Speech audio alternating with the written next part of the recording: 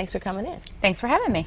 Well, let's get right to it. What are some of what's the big signal that your kids need somehow? We'll get into the specifics, but, does it take them coming to you? Taking them coming to you, probably not likely. The bigger thing you have to pay attention to is the other signs and symptoms and behavioral changes. Lack of confidence, for example, is typically a big sign. Okay, so you say signs that your child needs tutoring help. The teacher expresses some concerns. The teacher is the one that's with your child day in and day out. So if they're coming to you with concerns, you want to pay attention. They're the ones who are seeing any behavioral changes, any frustrations or drops in grades.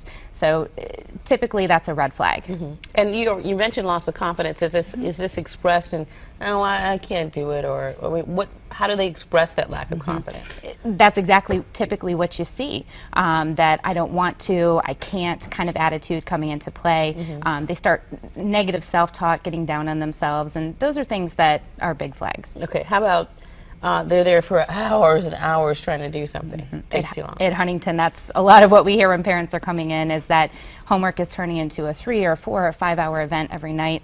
All that does is lead to more frustration. So if that's what's happening, then it may be that the work is too difficult for them, and you maybe need to look at getting some outside help. Yeah, and in most schools too, they're going to tell you that homework should take this amount of time. This is just, I get them 70 minutes a night, or 60 minutes, or 10 minutes. So you should be able to get an idea from the teacher. Absolutely. Okay. Changes to their behaviors and attitudes.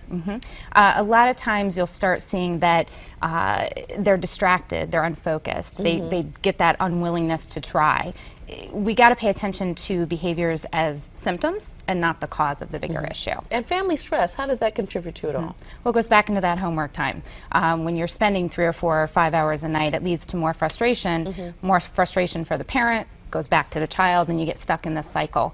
And sometimes you need to take a step back and get some outside help so that it doesn't start to impact the family relationship. Okay. And you know what? I think there's always one parent that's better at it. I was never the good, I was the bad parent when it came to the homework.